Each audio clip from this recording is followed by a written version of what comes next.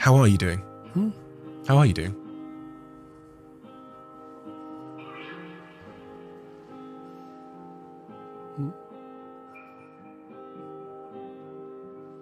Brilliantly and terribly.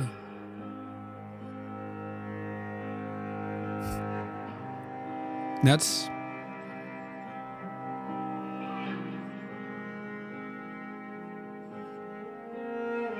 when you listen to a profound piece of music,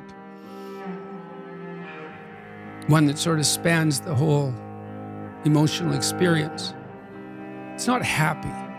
Happy is elevator music, and probably you just shouldn't listen to that at all.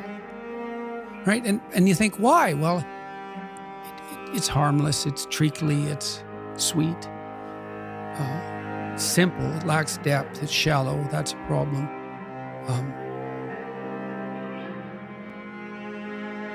It doesn't have that deep sense of awe and horror, I would say, that is characteristic of the best of all music. You listen to some simple music, so-called.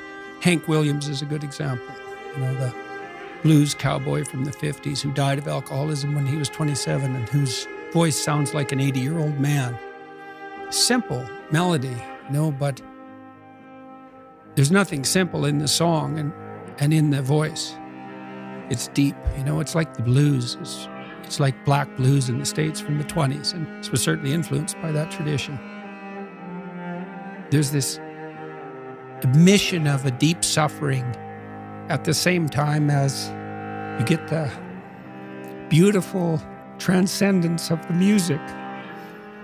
And that's meaning, that's awful in the most fundamental sense, but you need an antidote to suffering, and it has to be deep. And deep moves you tectonically, and it's not a trivial thing. But that's better than happiness. And maybe if you're lucky while you're pursuing that and while you're immersed in it, you get to be happy, and you should fall on your knees and be grateful for that when it happens. It's a gift. It really is a gift. And it comes upon you unexpectedly, your happiness, But you aim to climb uphill to the highest peak you can possibly envision. And that's better than happiness. Why did you include terribly? Well, for example, now when I go, wherever I go in the world, people come up to me and they're usually, I wouldn't say they're happy to see me.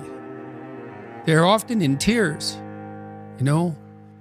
and they often have a pretty rough story to relate. They were suicidal or nihilistic or homicidal or trapped, desperate, and they tell me that real fast. And then they say, I've overcome that to a large degree, and thank you for that. And you think, well, that's really something to have that happen over and over.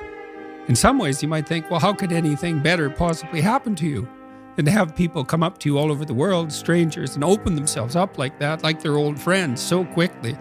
But at the same time, it's an awful thing, because you see, even in the revelation of their triumph, the initial depth of their despair.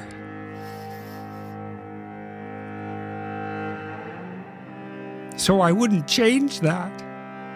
But it's not nothing. It's certainly not just happiness. It's better than happiness, but it's almost unbearable.